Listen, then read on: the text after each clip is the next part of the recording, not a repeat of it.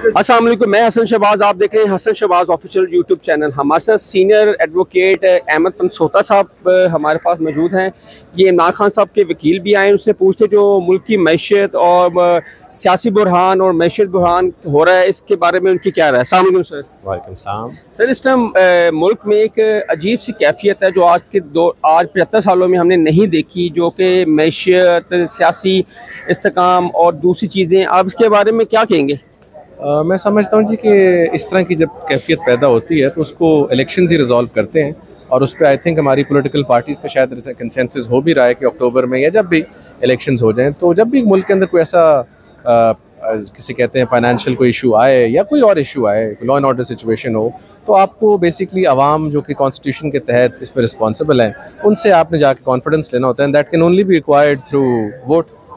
Sir, वो government तो कह रही है कि 8 अक्टूबर से पहले इलेक्शन नहीं होंगे, और देखा भी जा रहा है कि सियासी एहतकाम हो रहा है और पीटीआई के लोगों को पकड़ के अंदर किया जा रहा है और उनसे हलफनामा भी लिया जा रहा है कि आप पार्टी छोड़ें और तभी आपको जेल से रिहाई मिलेगी।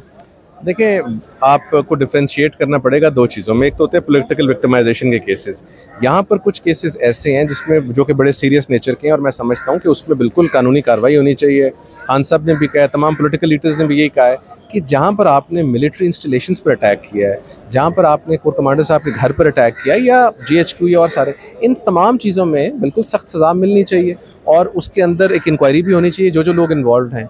ये तो है एक साइड केसेस की। फिर उसी की गाब में जो गवर्नमेंट कई केसेस ऐसे बना रही है जिसमें लेट्स से को पॉलिटिकली विक्टिमाइज कर रहे हैं, उसको बिल्कुल हम गलत कहते हैं। अगर आप किसी को पॉलिटिकल विक्टिमाइज करेंगे वो बिल्कुल ठीक नहीं है। उससे फ़र्क क्या पड़ता है? देखिए, पाकिस्तान में पॉलिटिकल पार्टीज़ के ऊपर जब भी बुरा वक्त आया है या कोई ऐसा इशू आया है, पॉलिटिकल पार्टी कभी भी कोई ख़त्म नहीं हुई।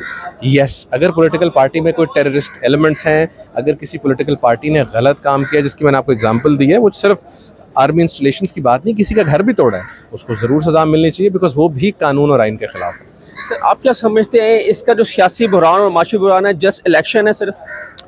इलेक्शंस देखें जी, वन ऑप्शन, जिसके बाद ये है कि आपको एक आइडिया हो जाएगा कि आवाम इस वक्त क्या गेज कर रही है, क्या सोच रही है। बट येस, इलेक्शन के साथ साथ जो इंपॉर्टेंट रोल है, जिस तरह जो वाक़यात हुए हैं, जिसमें 9 मई के वाक़यात की मैं बात करूँगा, उसका बिल्कुल सख्त से सख्त उसके ऊपर कार्रवाई होनी चाहिए, और जो हो भी रही है। और जो रिस्पॉन्सिबल है स्पेशली किसी चीज़ को भी अटैक करने में, उसके खिलाफ law should take its own course.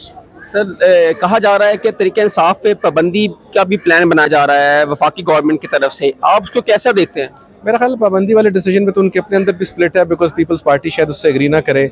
PMLN में बहुत सारा डिसएग्रीमेंट है। मियां मोहम्मद नवाज शरीफ साहब ने इस चीज़ से डिसएग्री किया है। दूसरा जो आईनी पोजीशन है, इससे पहले ये जमात इस्लामी के टाइम पर एक दफ़ा हुई है, उनको कोशिश की गई थी, वो सुप्रीम कोर्ट ने नल एंड वॉइड डिक्लेयर कर दी थी। मकसद किसी जमात पर पाबंदी लगाना नहीं है, मकसद ऐसे अनासर के ख़िलाफ़ एक्टिविटी है जो ऐसे मामलात में अपने आप को इन्वॉल्व करते हैं जिससे दहशतगर्दी या कोई इस किस्म के वाक़यात हों, उनके खिलाफ आप एक्शन लें।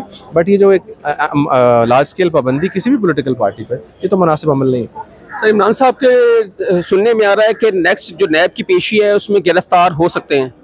मुझे जी इसका कोई आइडिया नहीं है। तो जो इन्वेस्टिगेटिंग एजेंसी अगर वो इसको फील करती है कि गिरफ्तार करना चाहिए किसी शख्स को, उसके पास राइट है, कानून के पैराए में रहते हुए वो किसी को भी गिरफ्तार कर सकते हैं। सर, आप भी खान साहब के केसों को हैंडल कर रहे हैं ना, तो आप क्या समझते हैं कि ये सियासी केसेस हैं या वाकई कोई करप्शन के केसेस हैं?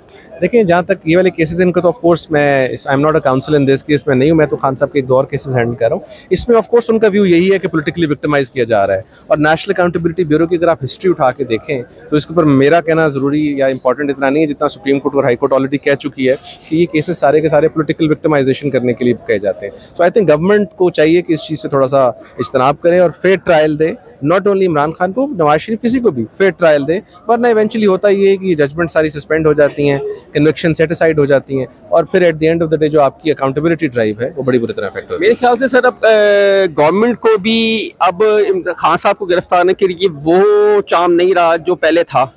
ऑफ कोर्स जी, वंस अगेन गवर्नमेंट बता सकती है, लेकिन आप बता सकते हैं, आपका इन्फॉर्मेशन ज़्यादा है, मैं तो इस पर कुछ कमेंट नहीं कर सकता। Thank you sir. बहुत शुक्रिया सर। हमारे साथ अहमद पंसोता साहब थे, वो कह रहे थे कि इसका वाहिद हल है माशी बुरहान और सियासी बुरहान का कि इलेक्शन की तरफ जाया जाए।